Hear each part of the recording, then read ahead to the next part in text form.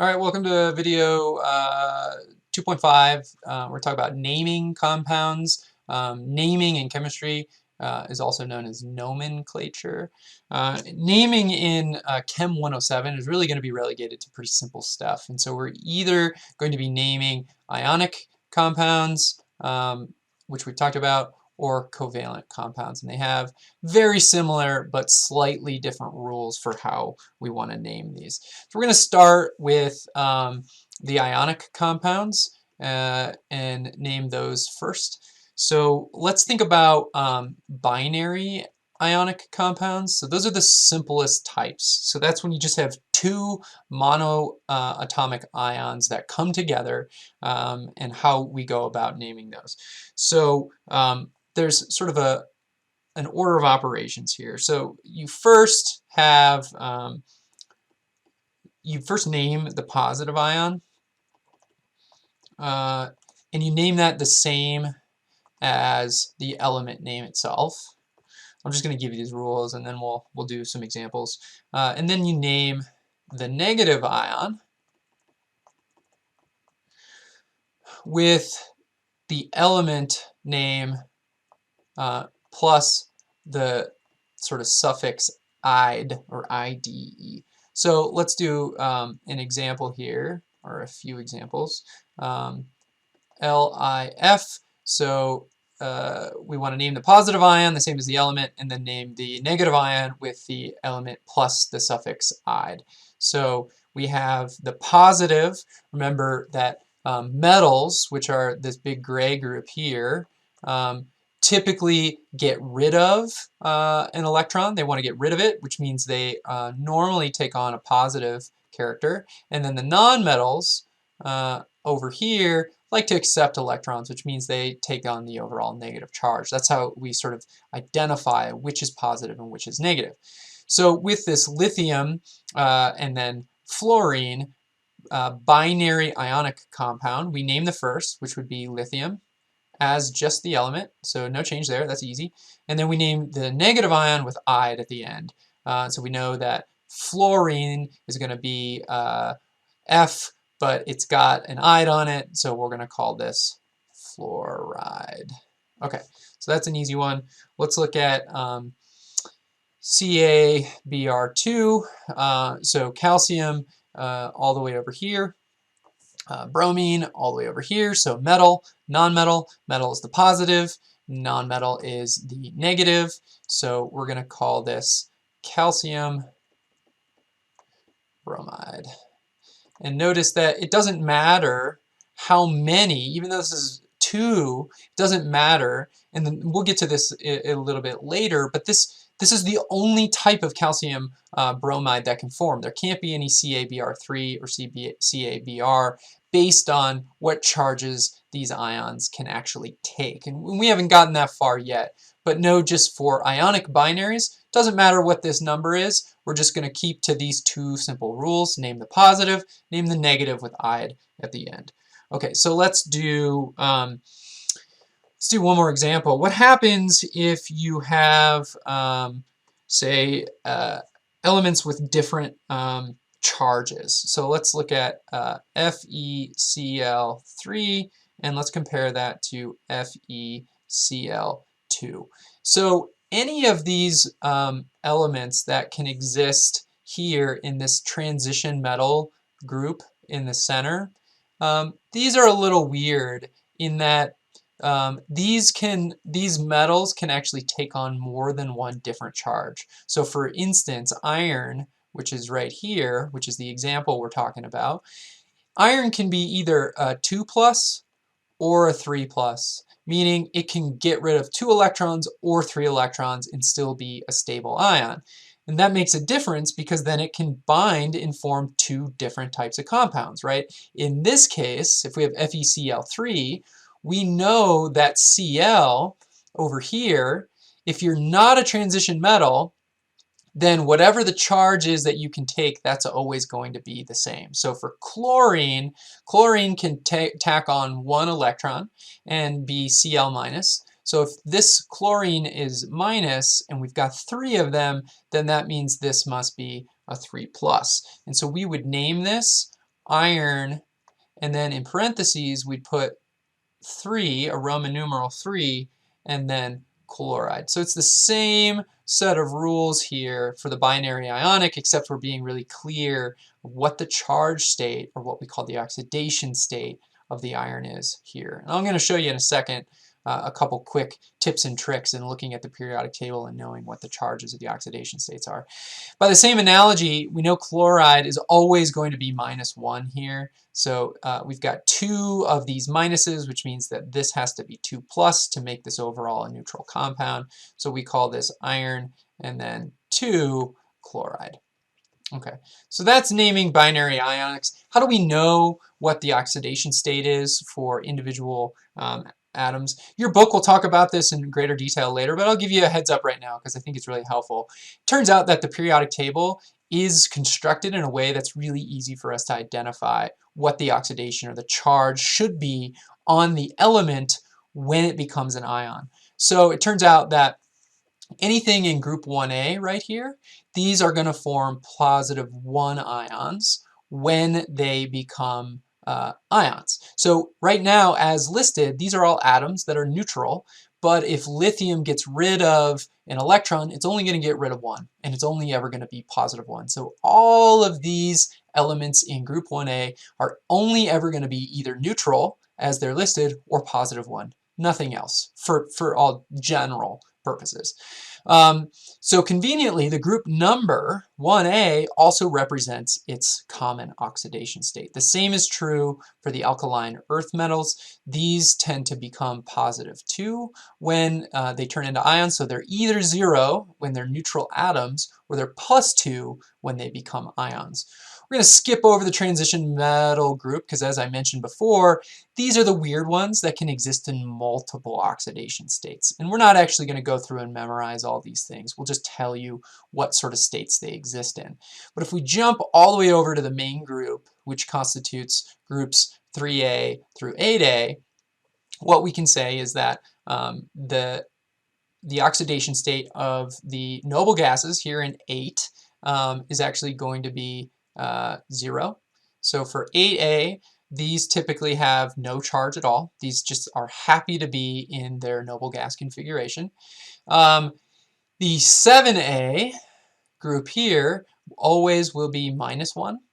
The 6A will always be -2.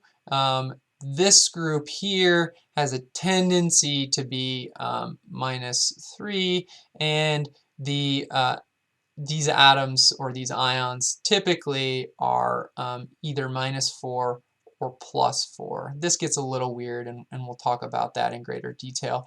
But this general relationship, I want you to start looking at the periodic table and thinking about it in this way. So group 1A will be +1 ions. Group 2A will be +2 ions. We go all the way over here to the halogens. We have -1. We jump over a column. We have -2. We jump over a column, we have -3. So let's look at that just as maybe an example. Let's say we have magnesium chloride. So for magnesium chloride, let's just write it out. What would our actual chemical structure be? Well, we know we have magnesium. That's going to be the positive ion because that's named first. So we have magnesium, that's right here. And we know that it tends to form a +2 ion. And if that's a +2 ion, then we know we need 2 minus ions, which conveniently chloride is in group 7, which only forms -1s. So that means we'll have to have 2 of these because this is +2. So we'll have 2 chlorides. That'll give us the actual ionic compound of magnesium chloride. And so that's how we would use these oxidation states or these charges on ions to deduce what type of compound would be formed. So with polyatomics in naming ionic compounds, it's really no different, except polyatomics already have the "ide" or the suffix attached to them. So if we're thinking about naming binary ionics with a polyatomic that's associated, we really just name, you start by name the positive ion first, and then name the negative. Simple as that. So let's do an example. Let's do this compound. So we have barium, and then we have this polyatomic, and so this is one that I'll want you to memorize. This is the nitrate ion. And so we would name this as barium, our positive ion. Barium is in the group 2A column, and nitrate has a -1 charge, so this would be barium nitrate. Pretty straightforward.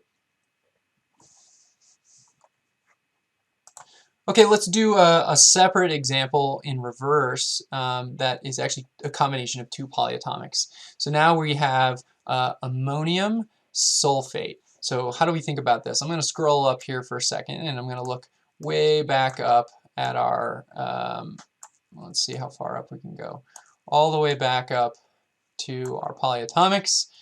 And so we're looking at ammonium, which is right here. So that's this NH4 plus, so +1. And then let's find sulfate. That was another one I wanted you to know.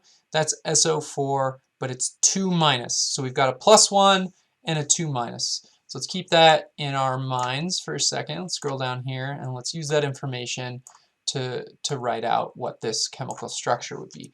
So for ammonium, we have, let's do this in green, we have NH4. That's what the table says. And for sulfate, we have SO4 2-. So this is only one positive charge. This is 2- charge. Remember, these always have to combine to form a neutral compound, which means we're going to need 2 of these for every 1 of these, right? 2 positives, 1 of these 2 minuses. So that's going to look a little different, where we have ammonium first, because it's still the positive ion, and then I'm going to put a parentheses around it, and a 2 as a subscript, and then sulfate here. The reason I put the 2 down here instead of up at the front, this 2, because it's up front, would signify the 2 being applied to the entire compound, which is not what we're saying. We're not saying that we have 2 of these NH4 and SO4 2- complexes. Instead, what we're saying is that this one compound has 2 NH4s and 1 SO4. Okay, that's key in how we're creating this structure. If we look at this now, we know that there are 2 positive charges coming from the 2 ammoniums. There is 2 minuses coming from the 1 sulfate. So the overall charge on this ionic compound is 0. And so that would be naming 2 polyatomics together. Okay, so we just finished up with naming ionic compounds. So remember, ionic compounds are the combination of a metal, this gray group here, and a non-metal. But what happens if we want to name binary covalent, sometimes called molecular compounds? So it's very similar, but just slightly different. So similar to the ionic compounds, where we took and added the positive, we first did the positive, and then ion, and then named the negative second. For molecular compounds, covalent compounds, we don't actually have charged ions. Remember, for an ionic compound, you have 2 charged ions that come together electrostatically, positive, negative. With covalent compounds, there's no charged ions. They're just atoms that come together and share electrons. So then we don't actually have positive and negative charges.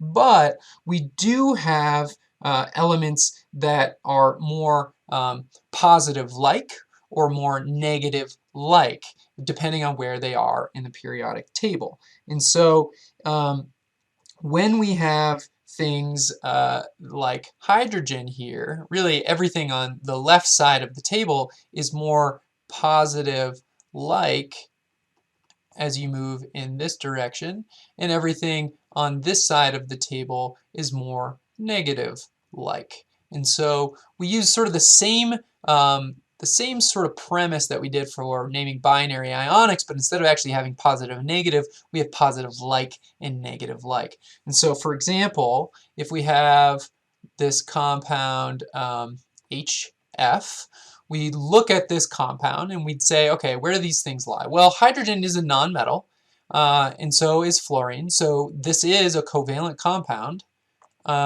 But hydrogen exists more towards the left of the table, which means it's more positive-like, and fluorine is more negative-like because it exists all the way over here on the periodic table. It doesn't mean that they're actually charged. They're just more similar to positive and negative-like species. And then everything else is the same. So we'd name the positive-like first. So we'd name this as hydrogen, just as the element.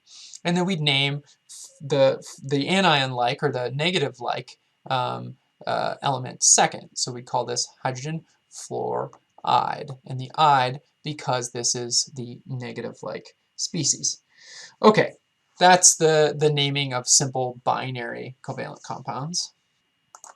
But because these covalent compounds can actually bind in different ratios based on the law of multiple proportions, ionic compounds essentially just bind together based on fixed ratios, because a sodium ion, for example, can only take a positive 1, and a chloride can only take a positive 1, so we can only ever get sodium 1 and chloride 1. We can't ever have any other multiple proportions of these atoms because it's an ionic compound.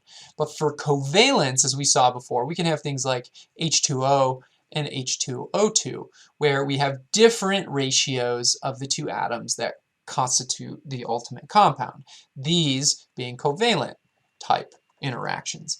And so the naming is essentially the same, except we have to account for the fact that the ratios aren't always fixed, which means we got to take care of these numbers here and make sure we're explicit in the naming. So let's do some examples. Let's do CO. So carbon, if we look for carbon, let's use green here. Carbon is here, and oxygen is here.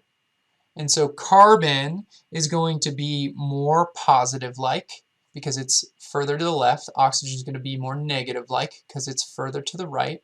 So we're going to name the carbon first, and we're going to call that carbon, just as we would with an ionic compound. That's the more positive-like.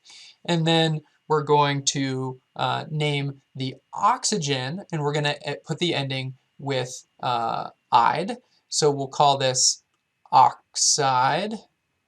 But because carbon can also bond in multiple proportions to make a compound like this, I need to be explicit with how many oxygens are bound to the carbon, in which case I'm going to use this prefix of mono or mon oxide. And so that's really clear that this is a covalent compound between carbon and oxygen, where oxygen is the more negative-like species, and we've only got one of the oxygens bound to carbon. So let's think about this for CO2, which we already know the name of, but let's name it just using this convention. So again, we have carbon because it's the more positive-like, and we have oxygen, which means that we'll have oxide as our negative-like ion. But in this case, I want to be really clear how many of these are bound to this, in which case I'm going to use di as my ratio.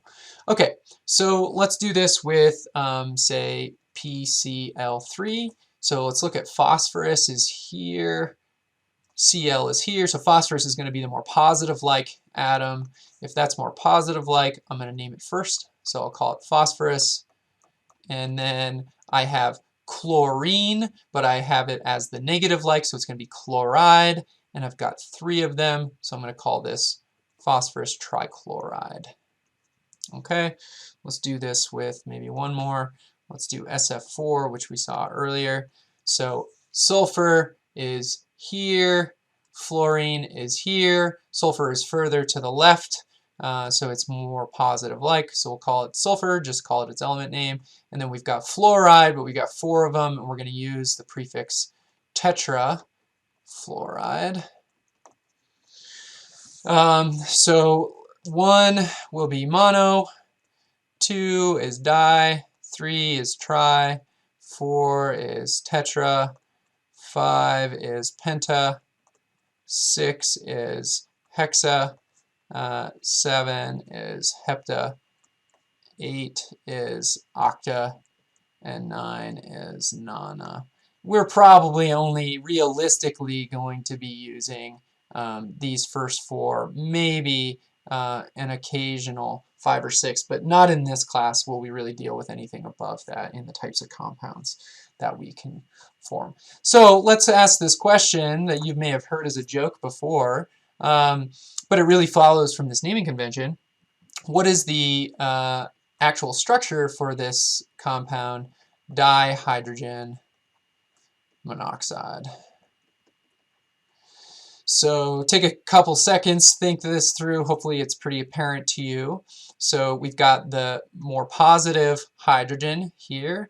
We have di, which means we have 2 of them. And then we have the oxide, which is the more negative oxygen, and we've got 1 of them. And so we would end up having hydrogen as the first thing. We've got 2 of them, and we have monoxide, 1 of those, which is the technical chemical name for water. Okay, so practice this a little bit in the workshop and with the assigned problems.